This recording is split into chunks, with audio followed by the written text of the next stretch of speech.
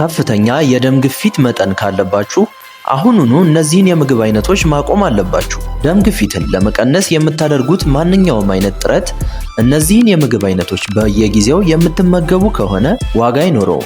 በዛሬው ቪዲዮ ከፍተኛ የሆነ የደም ግፊት ያለባቸው ሰዎች በፍጹም መመገብ የሌለባቸውን የምግብ አይነቶች እነግራችኋለሁ። ለቻናላችን አዲስ የሆናችሁ ተመልካቾቻችን ቻናሉን ሰብስክራይብ በማድረግ ለእነዚህና ተጨማሪ የስነ ምግብ መረጃዎች ቻናላችንን ይቀላቀሉ። በቀን ተቀን ህይወታችን ላይ የምንመገባቸው ምግቦች ጤናችንን የመጠበቅ ትልቅ ኃይል አላቸው። አንዳንዴ ደግሞ ሳናቅ ጉዳታቸውን ሳናቅ የምንመገባቸው የምግብ አይነቶች ያለንን ህመም በማባባስ የማንችለው ችግር ውስጥ ሊያስገቡን ይችላል። እንግዲህ ከፍተኛ የሆነ የደም ግፊት ያለባቸው ሰዎች በጣም ጥንቃቄ አድርገው ምግቦቻቸውን በመጠንቀቅ መመገብ ይኖርባቸዋል ማለት ነው። እንግዲህ ከፍተኛ የሆነ የደም ግፊት ያለባቸው ሰዎች በፍጹም መመገብ የሌለባቸው የምግብ አይነቶች መካከል እንግዲህ በመጀመሪያ ደረጃ የምናየው ከፍተኛ የሆነ የጨው መጠን ያለባቸው የምግብ አይነቶች ናቸው። እንግዲህ ጨው በውስጡ ሶዲየም የሚባል ማዕድንን ይዟል።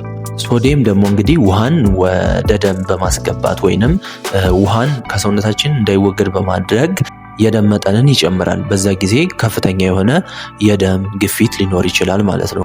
እንግዲህ ሶዲየም መጠን ያለባቸው የምግብ አይነቶችን በመቀነስ የደም ግፊት መጠን እንዳይጨምር ማድረግ እንችላለን። በከፍተኛ ሁኔታ የጨው መጠን ያለባቸው ምግቦች መካከል ደግሞ እነዚህ በፋብሪካ የተቀነባበሩ የምግብ አይነቶች ተጠቃሽ ናቸው። ሁለተኛ ላይ የምናየው የደም ግፊት ያለባቸው ሰዎች መመገብ ከሌሉባቸው የምግብ አይነቶች መካከል ደግሞ የተጠባበሱ የምግብ አይነቶች ናቸው። ከነዛ መካከል ደግሞ የተጠበሰ ድንች ወይንም ቺፕስ፣ የተጠበሰ ስጋ እነዚህ ተጠቃሽ ናቸው። እንግዲህ እነዚህ ለምንድነው የደም ግፊትን በከፍተኛ ሁኔታ ሊጨምሩ የሚችሉት ስንል በውስጣቸው በከፍተኛ ሁኔታ ጤናማ ያልሆነ ቅባት ይዘዋል። ይህ ደግሞ በከፍተኛ ደረጃ በደም ቧንቧዎች ላይ ይህ ጤናማ ያልሆነ ቅባት እንዲጣበቅ በማድረግ የደም ቱቦዎችን እንዲጠቡ በማድረግ የደም ግፊትን በዛው ልክ አብሮ ይጨምራል ማለት ነው፣ የደም ቱቦ ሲጠብ። ከዛ በተጨማሪ ደግሞ ኢንፍላሜሽን ወይንም ብግነት የምንለውን ችግር እንዲከሰት ያደርጋሉ። ከፍተኛ የሆነ ኮሌስትሮልን ይዘዋል። ይህ ደግሞ ኮሌስትሮል ደግሞ ማለት ለደም ግፊት ዋነኛ መንስኤ ሊሆን የሚችል ችግር ነው ማለት ነው። ከዛ በተጨማሪ ደግሞ በከፍተኛ ሁኔታ እነዚህን አይነት የምግብ አይነቶች ከተመገባችሁ የሰውነት የክብደት መጠን ይጨምራል። በዛ ጊዜ ደግሞ የደም ቧንቧዎች ይጣበባሉ፣ ይጨናነቃሉ ማለት ነው። በዛ ጊዜ ከፍተኛ የሆነ የደም ግፊት አብሮ ሊከሰት ይችላል ማለት ነው። ሶስተኛ ላይ የምናየው ደግሞ ስብ የበዛበት ቀይ ስጋ ነው። እንግዲህ ቅባታማ ስጋ ከምንላቸው መካከል የበሬ ስጋ ተጠቃሽ ነው። በውስጡ እንግዲህ ጤናማ ያልሆነ ሳቹሬትድ ፋት የምንለውን ይዟል። ይህ ደግሞ ከፍተኛ ሁኔታ ኮሌስትሮል እንዲጨምር ያደርጋል። ኮሌስትሮል ሲጨምር ደግሞ በደም ቧንቧዎች ላይ የሚጠራቀሙት የቅባት መጠኖች ይጨምራሉ። በዛ ጊዜ የደም ግፊትም አብሮ በከፍተኛ ሁኔታ ይጨምራል ማለት ነው። እንግዲህ ከዛ በተጨማሪ ደግሞ የልብ ስራን በከፍተኛ ሁኔታ ስራዋ እንዲጨምር፣ ምቷ እንዲጨምር ያደርጋል።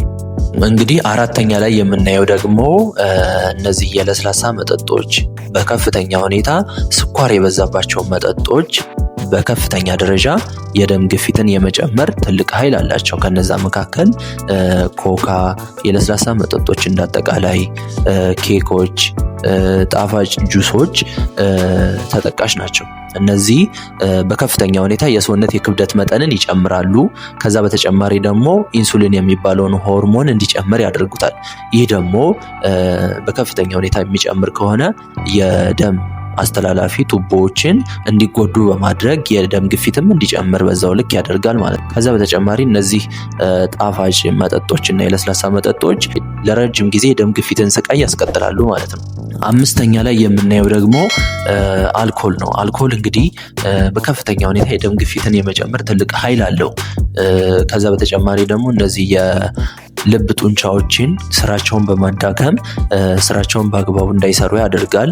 ከዛ በተጨማሪ ደግሞ ለደም ግፊት የሚወሰዱ መድኃኒቶች አሉ። እነዛን ስራቸውን በአግባቡ እንዳይሰሩ በማድረግ ደም ግፊት እንዳይቀንስና በከፍተኛ ሁኔታ እንዲጨምር ያደርገዋል ማለት ነው። ስድስተኛ ላይ የምናየው ደግሞ እነዚህ ካፊን የተባሉ ውህዶችን የያዙ መጠጦች ናቸው። ከነዛ መካከል ቡና፣ እነዚህ የኢነርጂ ድሪንኮች ተጠቃሽ ናቸው። እነዚህ እንግዲህ ለተወሰነ ደረጃም ቢሆን በከፍተኛ ሁኔታ የደም ግፊትን የመጨመር ትልቅ ኃይል አላቸው።